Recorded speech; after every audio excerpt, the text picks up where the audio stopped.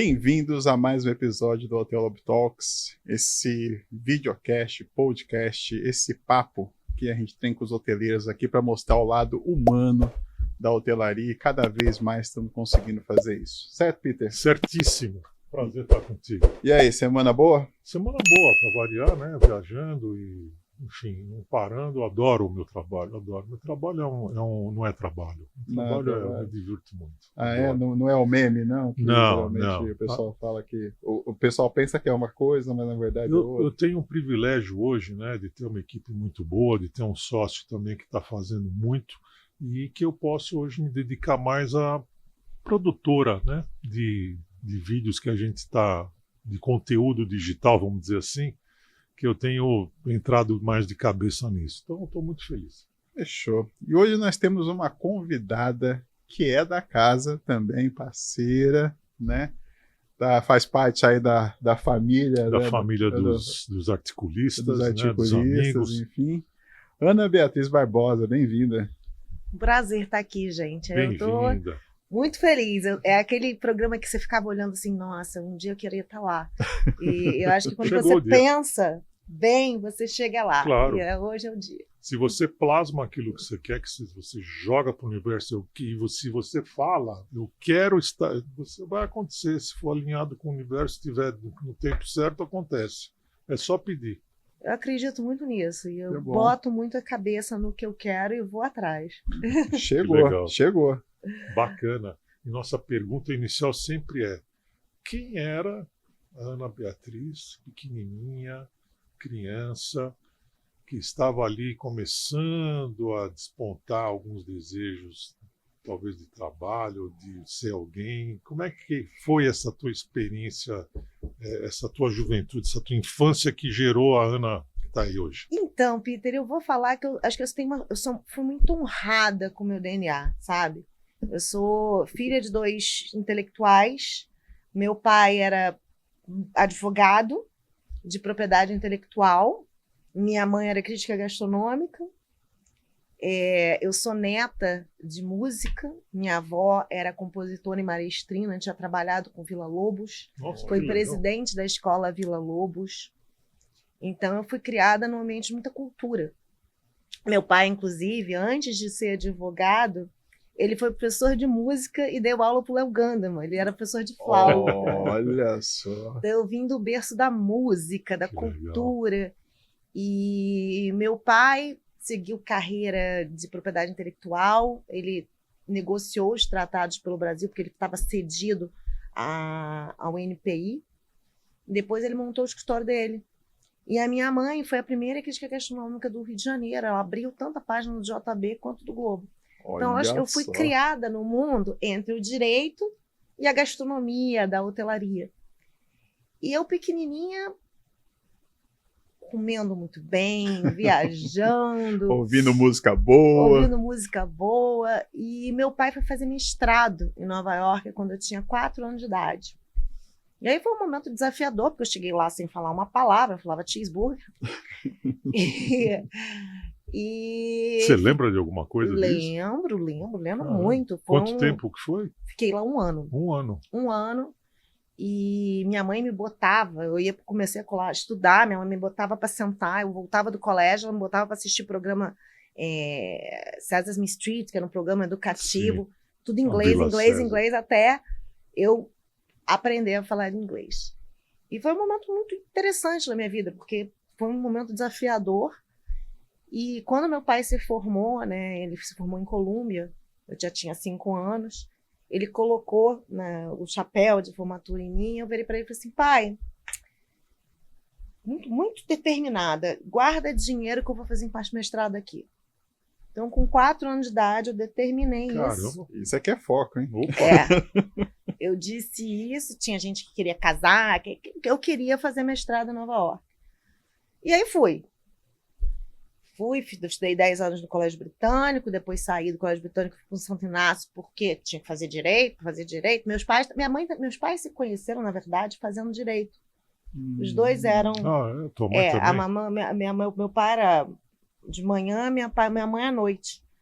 E aí meu pai se apaixonou pela minha mãe, conheceu numa reunião de de bons alunos, e aí ele ficava indo levar pãozinho de queijo para minha mãe à noite, levava minha mãe em casa e subia para Santa Teresa, que a gente morava lá no Rio, né? Minha mãe em Copacabana.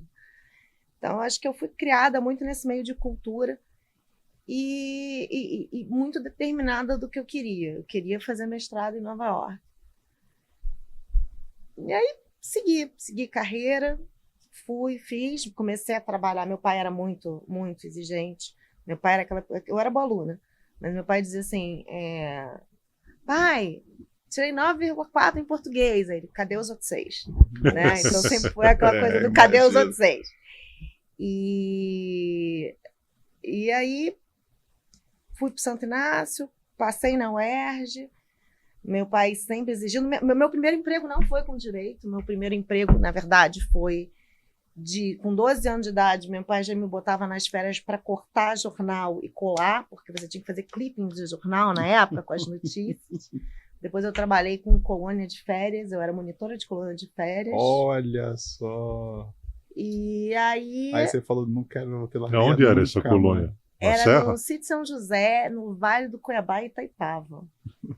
Até hoje, sou amiga da dona, a gente fazia uns encontros gastronômicos até um pouco tempo atrás. Mas aí com 17 anos, antes de entrar na faculdade, antes de começar a faculdade, eu comecei a estagiar no direito. E meu primeiro trabalho de estágio, meu pai advogava lá, porque por causa da minha mãe, os contatos, eu já trabalhava com... Sim. E meu primeiro trabalho de estágio foi fazer termo de cofre e termo de acompanhante ali no Meridian Copacabana, sabe? Que aqui é aquela área. Então, eu comecei trabalhando com essas responsabilidades, termo de responsabilidade do cofre, porque o cofre ficava no lobby, não tinha no cofre. Ficava atrás da recepção. Exato. Ali, né? E aí comecei a trabalhar com isso em 1996, ou seja, ano que vem completa 30 anos, na operação. Então você fez uns termos importantíssimos para nós hoteleiros. Aí a Ana Beatriz sai da época começa a trabalhar. E o mestrado em Nova York? Isso veio depois. Trabalhei com meu pai um tempo, aí saí para advogar, para estagiar em outro lugar, porque meu pai queria que eu tivesse mais experiência. Aí eu voltei para o escritório do meu pai, porque ele tinha pego, vamos lá, a história, né? Leme de Copacabana, prédio, era dona da Previ. Sim. A Previ, numa mesa de negociação com meu pai, falou assim, quero você como meu advogado. Aí chamou ele para estudar na Costa de Sauípe. Nisso eu estava me formando, ele volta para casa que a gente precisa de você. E aí eu falei, nossa, legal esse negócio. Eu já tinha trabalhado com hotelaria. Inclusive, no outro estágio, eu tinha trabalhado também no pessoal na parte de sucessão ali do Hotel do Frade, Mangaratiba. Aí eu voltei e falei, não, vamos voltar. Aí eu já voltei para a gente estruturar a Costa Sauípe. Uhum. Mas eu tinha essa coisa, eu queria fazer mestrado, né?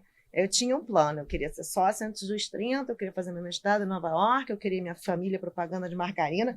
É óbvio que eu achava que eu não ia conseguir tudo, porque tinha que ser aquela propaganda de margarina, sabe? Que todo mundo é feliz, sim, acordando de manhã. Sim. Mas aí eu fui. Fiz meu... E você que acredita em coisas etéreas, meu pai queria que eu fizesse Colômbia. Mas tinha que fazer Colômbia, porque... Falei, mas tudo bem, mas para mim pode ser Colômbia, pode ser Nova York. Só que eu fui e fiz logo... Eu estava me formando... Antes de me formar, eu já estava fazendo o application, né? E fiz para NYU, Colômbia, Yale e Harvard. Mas eu era muito nova. Normalmente as pessoas querem um pouquinho de mais experiência. E fiz. E aí recebi um não de Harvard. E aí não sei porquê. Uma amiga minha, o pai desistiu, eu fui parar na Bahia. Do nada. Do nada, fui parar na Bahia. Quer dizer, fui parar na Bahia e meu pai falou, tudo bem, te liberam por uma semana, mas você vai ter que visitar o cliente. E eu fui visitar o cliente lá em Sauípe. Um cliente que é meu cliente até hoje, presidente do Costapen. E estávamos lá, 2 meninas de 23 anos, e 1 hora de sabatina sobre contabilidade do contrato hoteleiro. Mas enfim. Passei na Bahia, fui parar numa jogadora de carta na Bahia. Não sei como também. Bahia. Bahia. E aí a mulher jogou. Você vai viajar, morar fora, né? Eu falei, vou. Ela, você já teve uma negativa, você vai receber mais uma negativa. Depois vai vir uma positiva. Mas você vai ficar esperando, e cuidado, se você ficar esperando demais, tudo que você está manejando vai coisar. Vai pro saco. Rapaz, olha, foi boa essa daí, hein? Eu voltei e eu me disse não. Tá. Aí veio o NYU. Falei, bom. Meu pai, não, espera a Colômbia, espera a Colômbia. Fiquei. Menino, chegou na sexta-feira, o prazo era segunda. Eu falei, olha, pai, entendeu? Eu falei assim, não quero saber. Eu sonho com isso. Eu vou aceitar Nova York. NYU está super aberto para mais gente de fora. É isso que eu quero, é isso que eu vou fazer. Bom. Segunda-feira, naquela época, você não tinha muito internet no escritório. Não. Você tinha vários computadores, mas você tinha 2 acessos à internet. Acabou o acesso à internet. Ou seja, se eu tivesse esperado segunda-feira, Não ia dar certo. não ia dar certo. E aí, deu tudo. Os astros alinharam, eu fui. Cheguei lá, maravilhoso. 15 dias depois, o que acontece? Torre, gente. 11 de setembro. Eita. E eu estava no WTC no sábado. Uau. Isso foi numa terça-feira. No sábado estava tendo uma boate lá, a gente foi numa festinha. Estávamos o mestrado inteiro no último na visão lá. E na terça-feira eu acordo para ter Accounting for Lawyers de manhã. Eu morava na 3rd Street com McDougal, ali em frente ao Washington Square Park, atrás da faculdade. Eu acordo, eu olho pro que está acontecendo. Brasileiro não pensa em... Jamais. A gente não pensa em terrorismo. Jamais. Né? Eu olhei para aquele buraco e falei, nossa, que cara burro, né? Cara, E eu falei, bom, mas isso não é desculpa para eu faltar aula. Eu fui, tive uma aula de contabilidade. Quando eu volto, o mundo está acabando. O que eu faço, neta de polonês? Saio correndo para comprar comida. Mas aí foi um momento... Quando eu saí do supermercado, veio aquela nuvem atrás de mim, assim, eu saí correndo. Enfim, mas eu acho que Mas teve... só... Eu tô aqui agora no momento assim. Essa assim. nem eu conhecia essa história. Vocês ainda não tinham noção do que estava acontecendo. Ali, assim, vocês viram ali, aconteceu ali um acidente e tal, e tá tudo certo ali naquele momento. Naquele momento, às 8h pouca da manhã, sim, É. a gente não tinha ideia. Não, Quando eu porque saí... eu tava aqui no Brasil, eu também lembro que, assim, sei lá, eu não sei por que eu não fui na aula aquele dia. E a gente tava vendo o que tava acontecendo, tipo, né, 1, 2, e pra nós, tipo, o mundo já tava acabando lá, pra quem tava ali na cidade, sabe? Não, 1 hora depois, que foi o tempo da aula, quando eu voltei, me disseram, olha, tá tendo um ataque terrorista e tal, e a minha cabeça foi, preciso de comida, fui pro supermercado, comprei comida para mim, para minhas roommates, e voltei.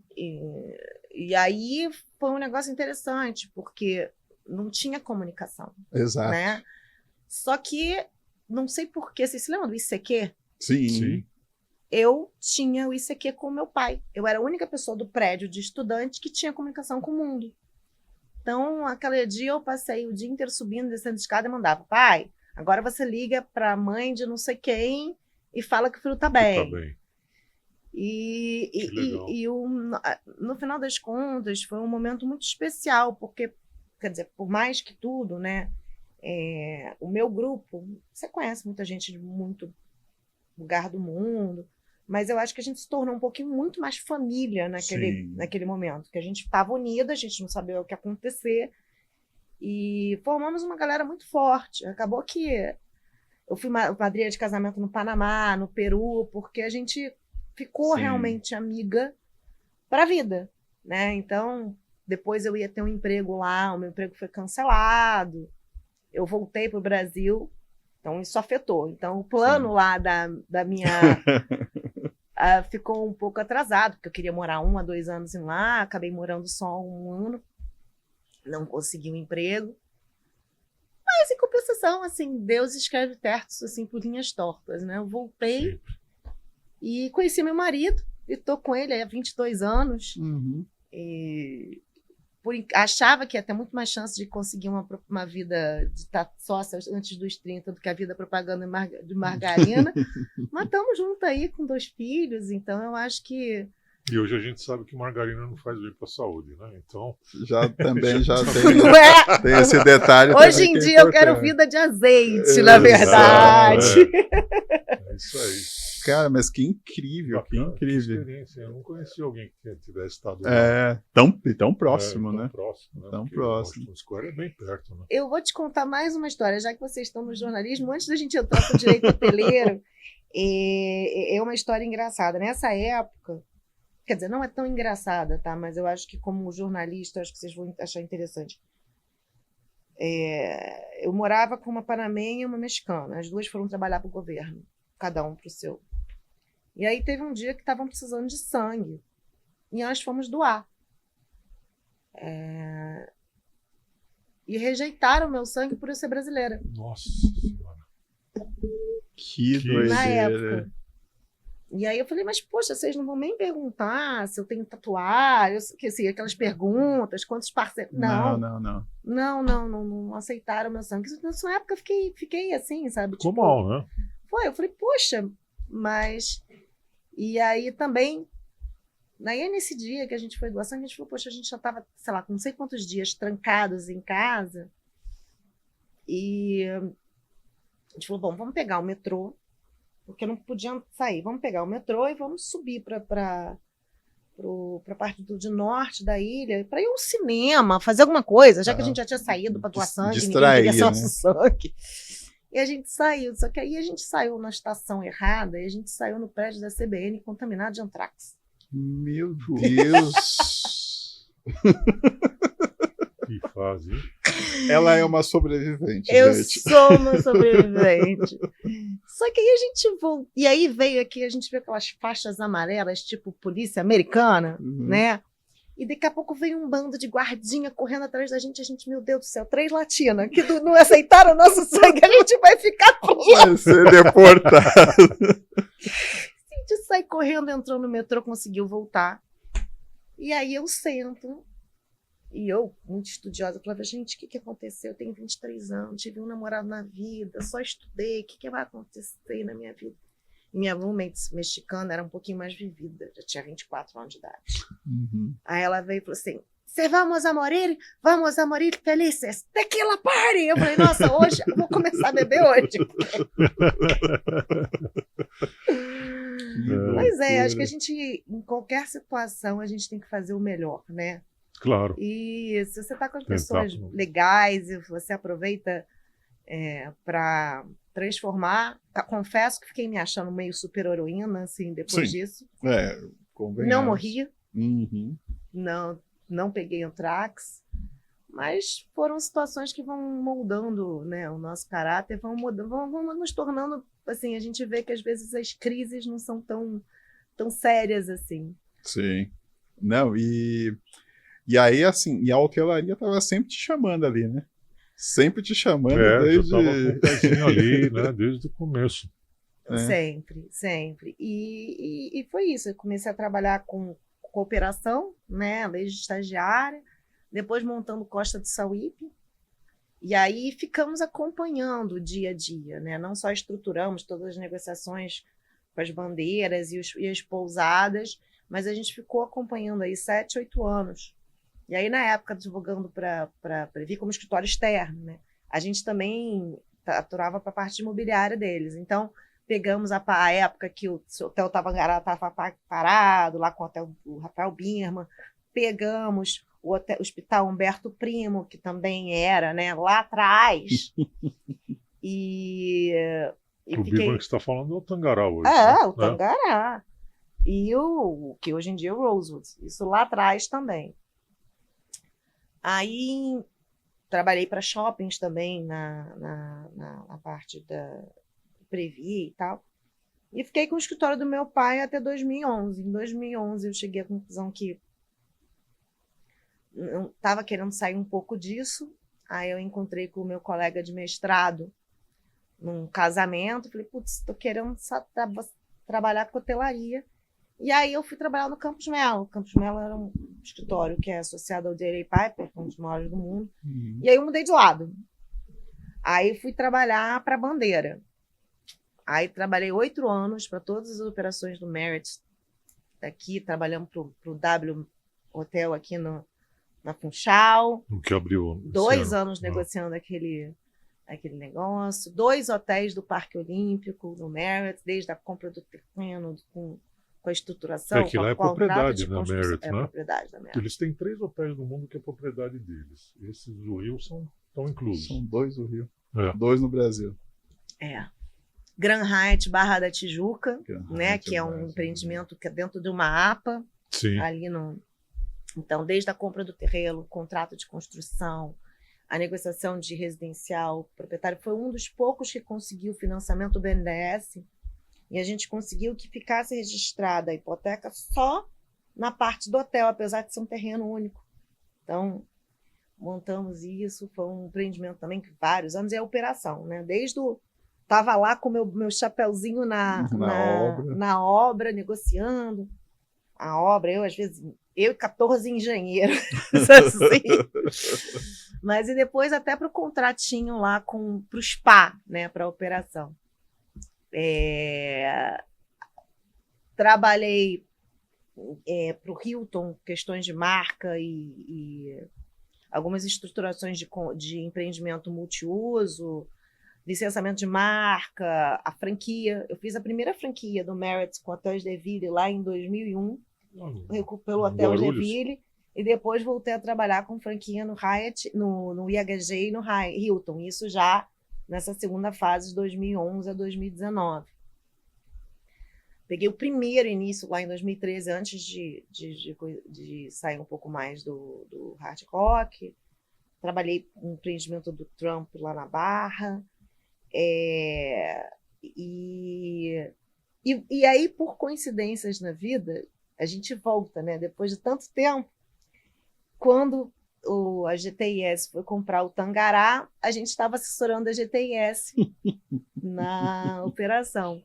E também o Rosewood, a gente estava pelos chineses negociando a bandeira. Então, eu volto anos depois a acho trabalhar. Que você devia colocar isso tudo naquela tua mini bio que fica abaixo dos artigos, que ninguém sabe. Eu não sabia disso, cara. Ela nunca contou isso para mim. Eu acho que não vai caber. O Vinícius vai ficar bravo. Essa tua experiência é muito legal em todas essas áreas aí da humanidade. E aí, assim, eu acho que tem uma experiência, porque eu não vim, teoricamente, do imobiliário. Eu vim da parte de contratos internacionais. Né? E é exatamente por causa dessa minha experiência. Eu comecei com societário, contratos internacionais. Meu pai era propriedade intelectual, meu pai era um cara bem renomado na área, e aí eu fui caindo no imobiliário por causa da atuação com hotelaria. Sim. Quando eu saí do escritório do meu pai, eu fui para o Campos Melo, me alocaram no imobiliário. Só que eu não ficava fazendo só imobiliário, porque lá tinham várias áreas. E como eu tinha essa experiência de hotelaria, eu ficava no imobiliário, mas aí quando tinha uma operação societária, eu trabalhava de hotelaria, eu ia para lá. A parte de propriedade intelectual eu sempre atuava, porque a minha experiência é prévia. Então eu ficava fazendo várias operações, não necessariamente no direito imobiliário, mas também caía no direito imobiliário. Aí fazia due diligence, fazia contrato de construção, aprendi tudo isso. Hoje em dia eu me considero, dou aula, né, na pós-graduação da UERJ, da PUC, de direito imobiliário. Eu tenho uma atuação também que acabei desenvolvendo no Instituto Mulheres de Imobiliário, uma atuação mais de diversidade e de inclusão, na verdade. Muito bacana.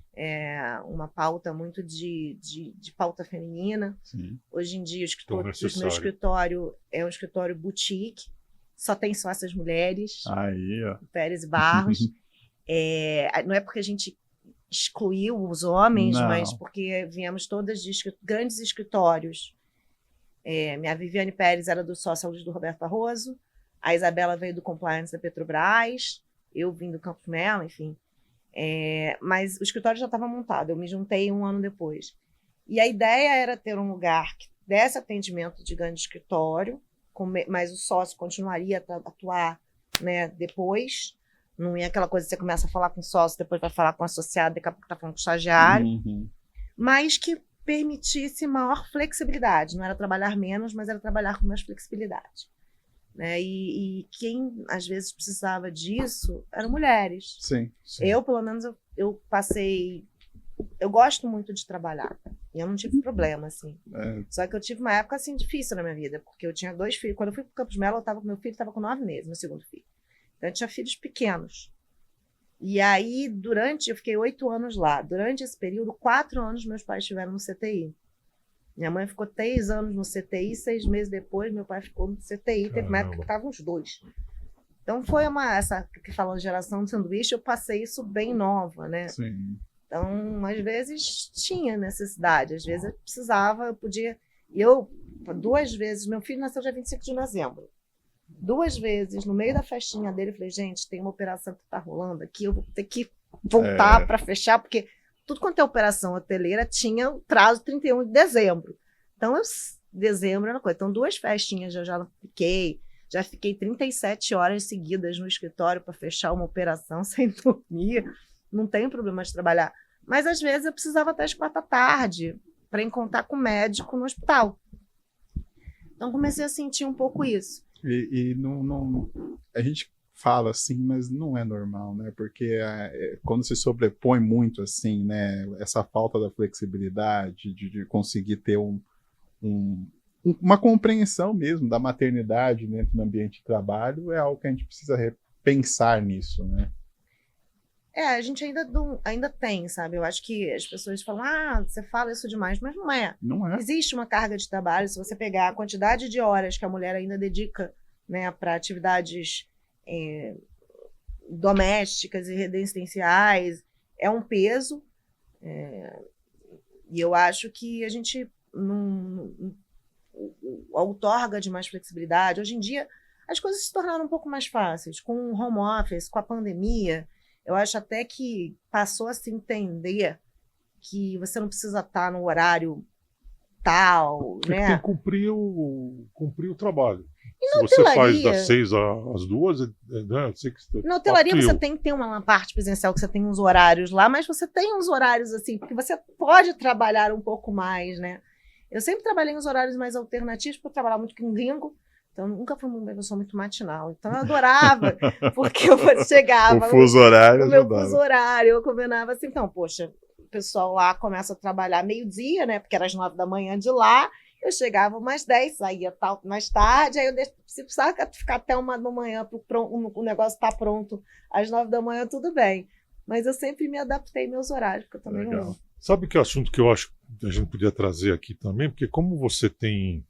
quase os 2 pés, um pé no direito, né? Mas você tem um pé também na gastronomia, né? Uhum. Você ainda tem aquela página no Instagram que... Tem. Como que é o nome mesmo? Comida e Sedução. Comida e Sedução, que é bombado ali, né? A Comida e Sedução começou... Quantos seguidores você tem ali? Bastante? Não? Tem bastante.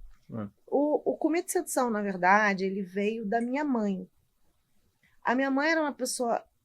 Como eu falei, meus pais eram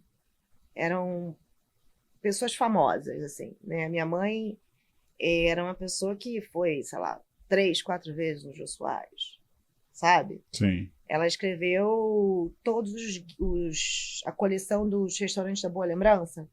Teve o porco, o arroz, o crustáceo, batata. Então, ela escreveu inúmeros livros na gastronomia. Era uma pessoa muito renomada, muito... E escreveu 25 anos o Guia de Restaurantes. Então, durante esse período, né, eu era da equipe também, ajudava na apuração. Quando teve versões em inglês, eu fiz a tradução. Então, eu já nasci e fui criada na gastronomia. E ela tinha essa marca chamada Comida e Sedução, que era um projeto dela antes de existirem esses festivais gastronômicos, mas ela tinha um projeto de criar um festival gastronômico. E os lançamentos do guia dela começaram a se tornar um evento. Era um evento para 1.000 pessoas. Eita. E aí os restaurantes disponibilizavam estandes de comida e bebida, e aí era um negócio, Como é o aí tinha uma Taste hoje? premiação. Isso, mas isso há muitos anos Sim, atrás, sim. né? E Era E aí- inovador na época. era um negócio que era no final eu ficava ali, tinha gente que despeneta, a gente tinha que bloquear a peneta, imagina, bloquear a peneta para lançamento de livro. Mas era um negócio muito legal, muito bonito. E aí, quando ela ficou doente e veio a falecer, eu nunca tive uma relação muito fácil com ela. Uma relação muito complicada. Uhum. Mas me incentivaram, falando, Ana, você escreve muito bem, você gosta, você entende. Hoje em dia tem tanto blogueiro que escreve que não tem a menor ideia do que está fazendo. Exatamente. E aí eu comecei a escrever na minha hora, usando a minha marca, mas a minha mãe era uma pessoa muito conhecida, né? Então, o fato de eu ser a filha dela... E o blog é que acabou servindo para eu fazer as pazes da minha mãe pós-mortem, porque hoje em dia Legal. ela se tornou uma coisa muito boa na minha vida. O Comida de Sedução se tornou uma coisa muito boa na minha vida. E o que eu sei fazer mesmo é comer, beber vinho e conversar sobre isso. Eu não jogo tênis, eu não jogo golfe, sabe? Eu não faço essas atividades, assim. Como é que você vai conhecer gente? Eu só conheço gente comendo e bebendo. É o que eu sei fazer. É uma Que é o ótima- melhor momento, é né, um bom- da vida, da amizade, de estar junto, é nessas horas de comer e beber, né? Legal. Eu acho que... E vai conjuga, né? Você escrever sobre o prazer, né? A hospitalidade é você trabalhar com prazer. A gastronomia é você trazer o prazer para junto. Sim. Eu tenho uma tese aí, que se o mundo, antes de você negociar um tratado internacional, você sentasse, cada um comesse a comida da cultura do outro, eu acho que a gente conseguia ter mais paz no mundo. Porque Com certeza. não existe nada, para mim, que faça você compreender um pouco mais a cultura do outro através da comida, da música. É muito mais fácil você entender a cultura do outro do que você passar um briefing. Então, tá bom, você faz um briefing do que a pessoa é. Eu sempre sou de estudar com quem eu estou falando, mas se você parasse, caso vocês ficassem ouvindo a música da cultura do outro, todo mundo comesse a comida do outro antes de sentar à mesa para negociar, eu acho que teria mais paz no mundo, Com certeza. sabe? Com Eu certeza. acho que ficaria mais fácil de entender o outro. Seria Sim. bem melhor essa troca. Eu acredito também no seguinte, você com toda a tua expertise aí de direito e de gastronomia, você podia ensinar os hoteleiros a trabalhar a gastronomia da forma certa. Né? Sim, sim. Eu acho que aí já vem pro lado da advocacia, né? Eu acho que você tem um lado prazer, você tem um lado de coisa que eu não sou profissional disso, mas eu acho que tem uma visão, às vezes, eu separo, né? Quando eu falo sobre comida de sedução, eu faço prazer, eu não sou crítica gastronômica, e mesmo quando eu tenho críticas, eu faço questão de fazer crítica no privado, elogio no público. Porque eu não... Claro. Acho que por trás de cada coisa que está errado, às vezes, Tem um motivo. tem milhões de empregos por trás. Então, acho que a gente tem que pensar que a gastronomia e a hotelaria é um setor, e até hoje, né, emprega muita gente, apesar da alta rotatividade, mas ele dá muito emprego para mulher Sim, e para primeiro emprego, sim, e dá treinamento. sim. Então, eu acho que ele tem um valor no mercado nacional, fora de um mercado de bilhão, né? Que é uma coisa que eu acho que, às vezes, as pessoas não... Eu faço questão de bater nessa tecla. Como é importante. Hoje em dia você tem aí várias questões de concorrência, que são justas, que são válidas, mas eu acho importante a gente deixar claro o quanto o turismo no Brasil ainda é pouco explorado e quanto você tem de primeiro emprego. Oportunidade. Agora, que sim, você tem um lado também da minha visão chatinha de direito, porque eu acho, às vezes, por exemplo, outro dia a gente estava até falando com você com o Peter, né? Hoje em dia as pessoas poxa, querem fazer as coisas inclusivas, aí você tem as comidas veganas, vegetarianas, eu acho lindo, eu acho ótimo. Só que assim, minha preocupação como advogada, tem que botar de que é feito? Salame vegano. De quê? Por quê? Porque aí você vem um alérgico a nozes, come o salame vegano, passa mal, e eu passivo. É verdade.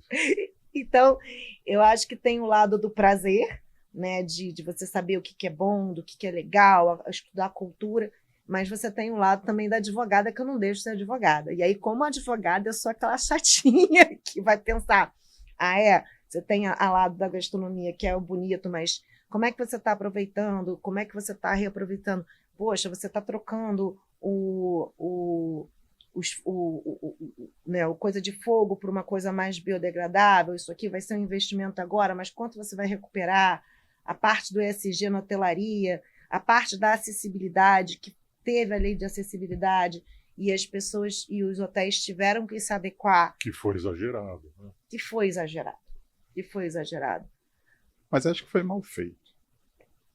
Não teve, porque as pessoas que fazem as leis não conhecem o modus operandi. Então o cara deu na cabeça dele que não, o hotel tem que ter 10% da Porque foi igual a polêmica da diária lá de 24 horas, que assim, quem estava falando sobre aquilo, foi o que a Ana bem disse, mal sabia. Mal sabe. Né, e o pior de tudo que então, é nessas horas que eu novamente faço o desabafo. O nosso setor ele é muito vulnerável a muita gente vir palpitar que não faz a mínima ideia. Por que é assim? Porque eu acho que a gente não tem. Primeiro, que a gente não tem força política o suficiente para evitar. União também. União, né? Porque um hoteleiro enxerga o outro como concorrente. E não. Vocês estão dividindo o destino. O concorrente é o destino. Então, se tivesse mais união, como está tentando se ter agora, né? Sim. Depois do G20, aí sim, beleza. Mas precisa. Né? É impossível alguém querer fazer uma norma sem falar com os hoteleiros. Né? Tem um ditado que diz que de leis e salsichas você não quer saber como são feitas. Muito boa. É do Churchill, né? Eu adoro. É o meu estadista preferido.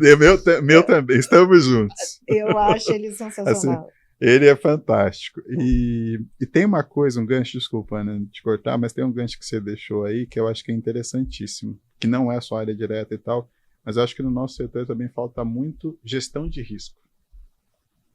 Gestão de risco mesmo, mas gestão de risco de verdade, não é aquela coisa do tipo, acho que pode dar ruim, mas vamos tentar fazer. Acho que falta gestão de risco também.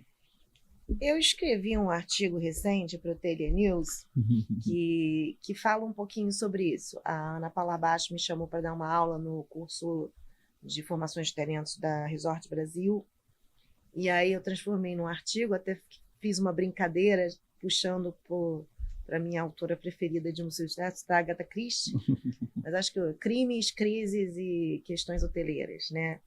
E eu faço um paralelo de que na situação, nos filmes e nos livros da Agatha Christie, muitos deles acontecem em hotéis. Você tem o que eu prefiro, O Mal sobre o Sol, que é de 1964, que acontece numa ilha. Você tem, né, o Orient Express, aí, que é um hotel. Você tem o Assassinato no Nilo, que é um barco, que é um cruzeiro. E você tem o assassinato, você tem sempre o detetive, eu prefiro o Hercule Poirot. O Poirot lá, e você tem pistas que vão acontecendo. E o paralelo que eu faço nesse artigo é que na hotelaria você vai ter sempre crises. Só que a vilã, ela não vai ser uma pessoa que planejou uma coisa. Às vezes a maior vilã é a falta de planejamento e a falta de estrutura. Então, o que é muito melhor? Né? Eu trago 5 casos. 5 casos em que, às vezes, você tem posts nas redes sociais, e aí, com má administração, às vezes o hotel... Trouxe um caso que, por exemplo, o hotel... Alguém falou mal do hotel. Em vez de tentar resolver qual era o problema, mandaram uma notificação para ela parar de falar mal do hotel. Ou seja, ela postou isso, Piorou, né? Piorou tudo. E aí eu trouxe um caso que houve um assassinato do hotel porque estava faltando segurança na piscina, Teve outro que teve um tiroteio, mas o hotel já tinha feito tudo e ficou claro que o hotel não tinha responsabilidade. Então, às vezes, o que eu acho que é importante é criar protocolos. Criar protocolos de responder a crises, ter sempre seu advogado e suas relações públicas assim, online, acessível, mas não deixar para resolver a crise depois que ela se instala. Exatamente. Tem que ter um protocolo. Você tem que ter protocolo. Isso tem que ser um protocolo que existe, que tenha sido testado, treinado, que esteja em constante adaptação e atualização e que tenha treinamento das pessoas. Isso. Só assim você tem efetiva gestão de crise. E, é claro, você tem que estar pronto a intervir a qualquer momento. Mas você tem que ter um protocolo já em vigor.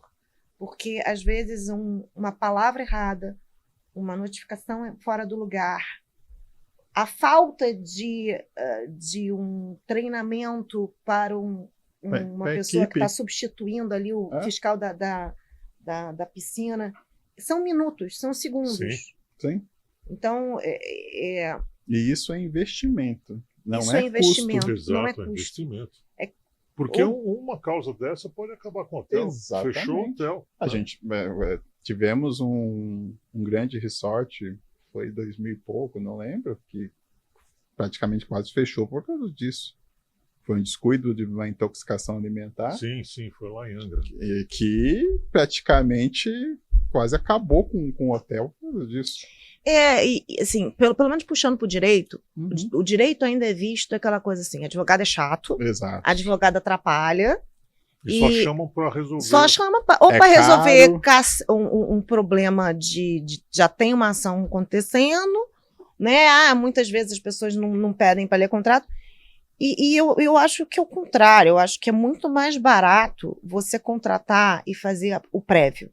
Estrutura o negócio direito. Porque aí depois, mal comparando, é aquela coisa assim, você chega no restaurante, o pastor tá passando mal, vem cá, quem tem o médico? Aí vem o médico e salva o dia, ótimo, sensacional. Só que não seria muito melhor se ele tivesse ido no médico antes, tomado as medidas e não chegado ao ponto de passar mal no restaurante? Exatamente. Então, o que eu sustento muito é isso. Eu conheço a hotelaria muito bem e eu acho que fazendo um trabalho prévio, constante, de consistência, fica mais barato.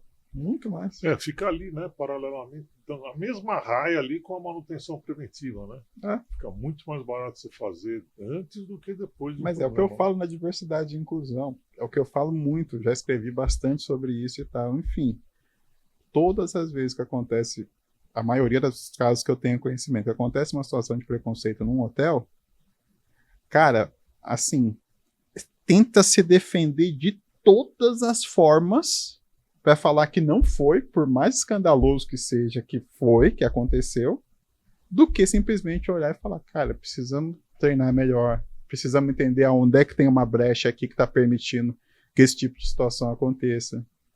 Por que a gente não consegue rever alguns procedimentos, talvez de atendimento, de alguma situação que permita que isso aconteça.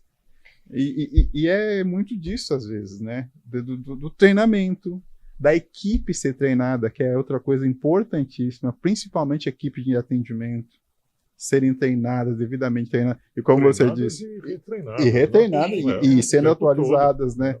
Sobre isso. Porque muitas vezes quem está ali na equipe não tem o mínimo conhecimento de uma situação que às vezes vai apresentar um risco enorme. E aí depois que acontece, o pior é aquilo que você falou. Depois que acontece o crime. Acontece o crime.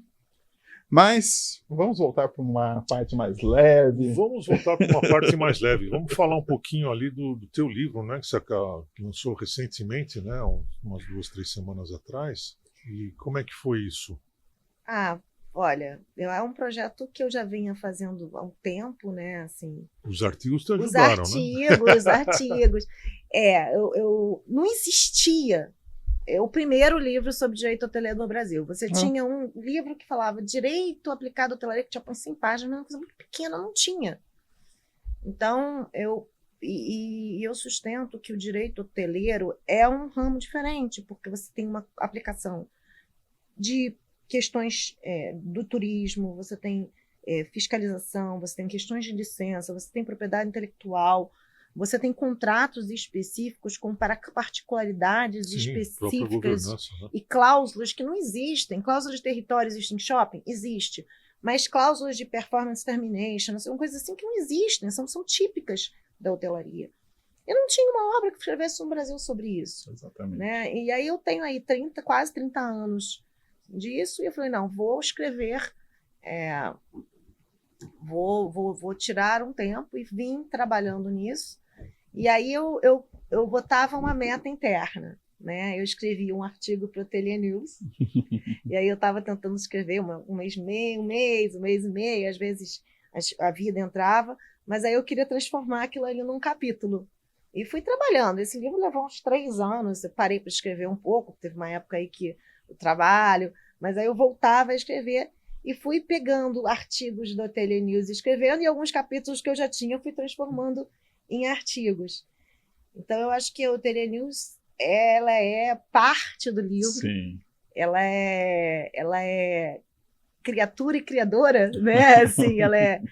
E o livro, eu estou usando esse livro, não é como para vender. Esse livro, a ideia é que você possa ter, primeiro, base para as pessoas que aplicam. Eu vou mandar o livro para o ministro da SJ, para o ministro da CF, que possam entender um pouco mais da hotelaria. Eu acho que esse trabalho de entendimento do que se trata foi muito importante. Por exemplo, na época que a CVM passou a intervir no Condotel, Sim. e por acaso um dos diretores, que era da CVM, tinha sido meu estagiário, eu chamei ele para tomar um café. Aí eu falei, olha, você precisa entender uma coisa, a operadora hoteleira entra quando a incorporadora sai, né? E aí ele saiu da CVM, e aí depois ele acabou voltando, e o primeiro voto em 2018 dele foi o primeiro voto que separa a posição da operadora com a incorporação. Então, o entendimento do que é hotelaria, de quem são os players, de como é que funciona, ele é importantíssimo para você poder ter uma aplicação do direito correta. Então, o livro ele vem para trazer essa base, né, para o setor jurídico, mas também eu fiz questão de escrevê-lo não como uma advogada com aquela linguajar técnico. Eu mencionei que eu trabalhei na parte da operação de Previ lá atrás, né, na parte do dia a dia. O que acontecia? A gente tinha fechado aqueles contratos enormes, bicolunados, pesados, e muito do que a gente tinha no dia a dia eram dúvidas, tipo, tá, o contrato diz isso, o que eu faço com isso? O que isso aplica para a contabilidade? O que significa da responsabilidade de cada um aqui? E aí a gente tinha que explicar para o operador como é que funciona, o que estava dito aquele contrato, como é que funcionava o direito, quais eram os direitos e obrigações. Então, eu acho que o contrato vem ajudar um pouco nisso. Quem está, né, na operação, o que é o direito aplicável? Como é que eu faço? Se eu vou pensar em como fazer um contrato, o que tem que estar lá? Quais são as licenças básicas que eu tenho que pensar? O que são as leis? E dá uma base não só para o direito e para quem o aplicador de direito, que às vezes não tinha base de citação, né? Você tinha algumas decisões esparsas, mas as grandes decisões assim mais intrínsecas, elas são arbitragens, né? As discussões entre bandeira e proprietários normalmente caem para arbitragem, ou seja, são confidenciais. Uhum. Você tinha uma interpretação aí do judiciário muito de questões de operacionais, mas você não tem bibliografia. Não. Então, seja para isso, seja para dar para quem está começando na operação, para quem quer entender como é que funciona, para quem já é proprietário de hotel e está pensando em discutir com uma bandeira, o que eu tenho que pensar, o que eu tenho que saber, o que eu tenho... Então, eu tentei escrever numa linguagem que eu escrevo para o Hotelier News, que é uma linguagem voltada para acessível, né? Leigo, né? não leigo, mas uma linguagem fácil de Para compreender. um empresário, expressão, né? para alguém que esteja querendo estudar, Que não seja advogado. vamos que não dizer seja assim. advogado. Boa. Que não seja advogado. É claro que eu tenho alguns momentos que eu pulso para alguma outra questão, que eu trago exemplos internacionais de Que é direito, importante. cito alguns precedentes no Brasil, mas a ideia é que ele seja que possa ajudar a operação, que possa ajudar a quem é aplicador do direito na operação, mas que possa ajudar os operadores, aos hoteleiros no dia a dia. Legal. Não, isso Que e é bacana. uma literatura extremamente necessária. Extremamente necessária, porque eu acho que são essas faltas que muitas vezes a gente tem no nosso dia a dia. Para os gestores terem uma compreensão, ter um lugar aonde buscar, porque também eu acho que dentro da formação da gestão hoteleira ainda tem esse lado também, que a gente tem algumas coisas que a gente precisa ter nas nossas formações mesmo, né? Então, Base. muito bacana. Não, eu só corrigi uma coisa. Na verdade, o lançamento oficial aconteceu agora dia 12, aqui em São Paulo. Vai ter um segundo lançamento no dia 25, no Rio. Mas teve Peraí. uma prévia. Não, pera. Porque a gente aqui é temporal. Esse programa vai entrar daqui 3 semanas. A gente não pode falar que vai ser dia 25, então, entendeu? Ele vai cortar, fica Então Tá, a gente desculpa. corta aqui. Não, então, desculpa. Imagina, você não sabia. Mas eu queria fazer uma correção, que na verdade o lançamento está acontecendo em novembro e tal, mas eu tive a oportunidade muito especial que o Peter me deu de distribuir o livro pré-lançamento no Prêmio VIP. Verdade, Então, eu é. acho que isso foi muito generoso. Imagina, da você que foi Hotelia generosa News. ali. Legal. E então, antes mesmo do lançamento,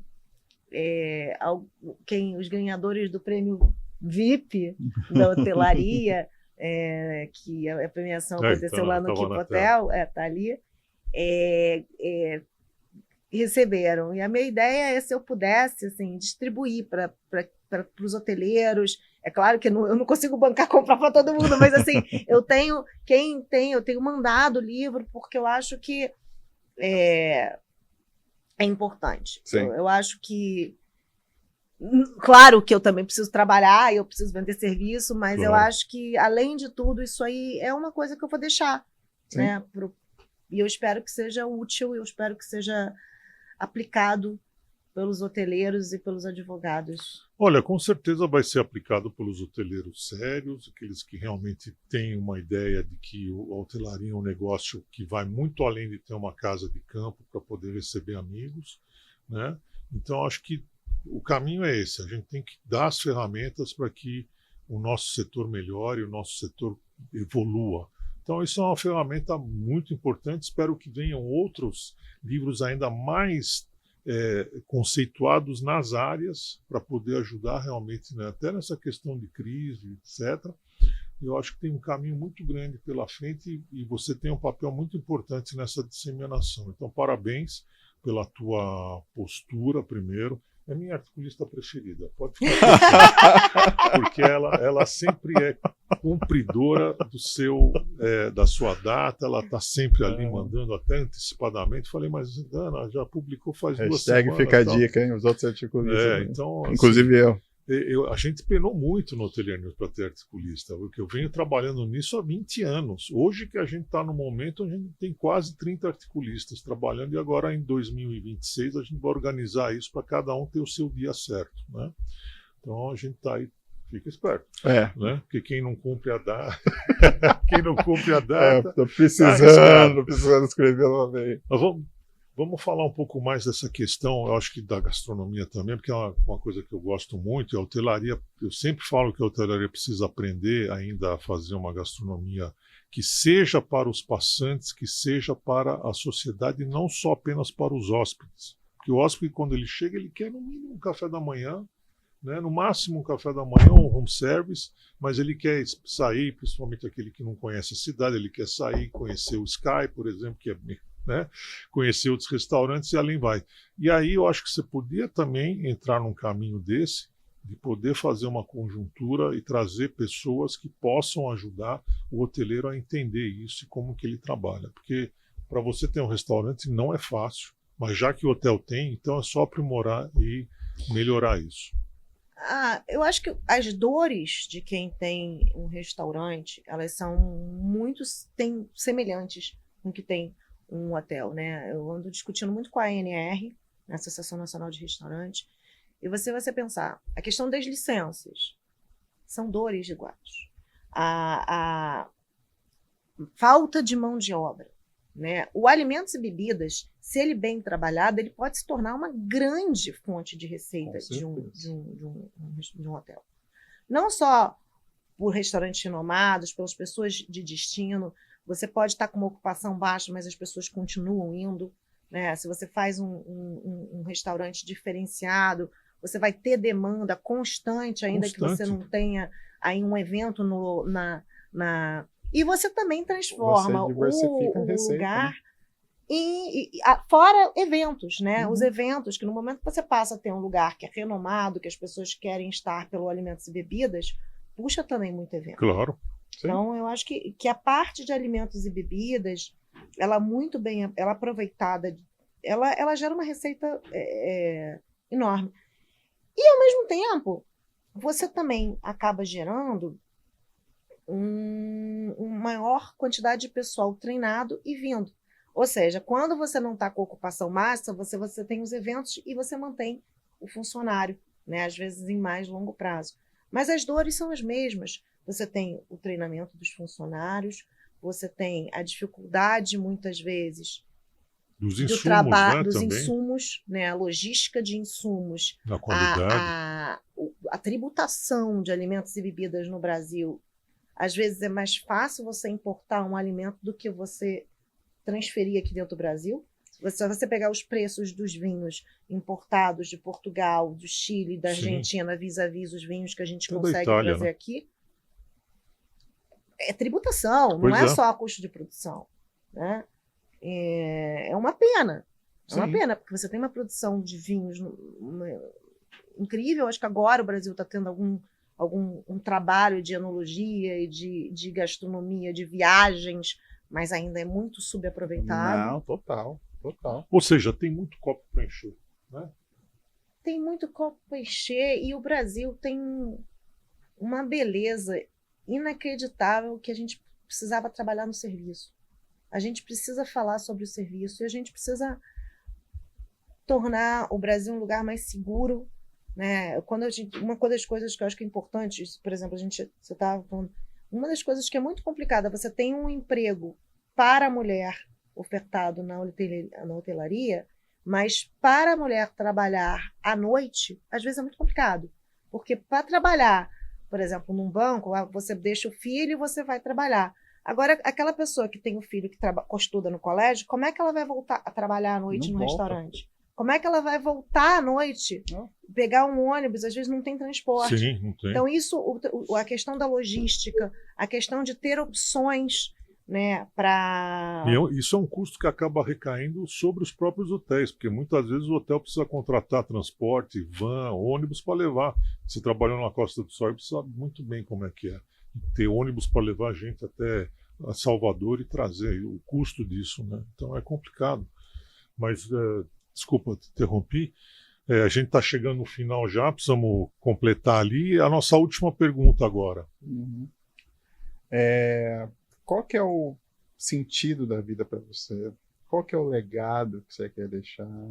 Que até agora, até o momento, quais são esses 2 pontos para você? E lembrando que você vai ter uma parte 2, porque a gente tem que falar muito mais sobre viagem, sobre filme, sobre arte, enfim. Então já vai ter uma parte 2 aí contigo. Com certeza, vai ser um prazer. Tem muita história para contar.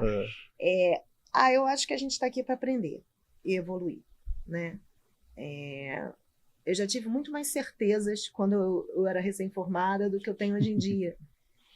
Eu fiquei brincando, né? Eu queria ser sócia antes dos 30 e ser propaganda da margarina. Hoje em dia eu acho que eu tenho um valor enorme pela minha família. A minha realização é muito pela minha família, pelas pessoas que eu conheço, por cada oportunidade que eu tenho. Eu acho que eu aprendo todo dia, E eu tenho missão de tentar replicar as coisas que eu sei, tento divulgar conhecimento e tento ser melhor todo dia. Mas eu acho que a missão da minha vida hoje é aprender e tentar ajudar os outros dentro do possível. Eu acho que o servir e, graças a Deus, eu acho que tem gente muito legal que eu fui conhecendo ao longo da vida e um puxa o outro, sabe? Sim. Eu acho que eu tenho encontrado muitas pessoas que estão dispostas a me ouvir, estão dispostas a me incentivar, e isso é precioso. E isso é hospitalidade. Que legal. Que maravilha. Ana, chegamos ao fim. Obrigado por você ter vindo e sucesso para você. Bom, a gente está se falando sempre e um prazer tê-la como articulista. Exatamente. Gostou de estar no nosso lobby? Nossa, eu adorei. Vai voltar. E para vocês que assistiram até agora, curtam, compartilhem, espalha esses aprendizados que a gente tem a cada episódio que a gente tem aqui. Peter, até a próxima. Até a próxima, irmão. Agradecendo a UR1, que sempre nos apoia aí, a equipe de produção também que está com a gente aqui nesse episódio. E até o próximo, pessoal.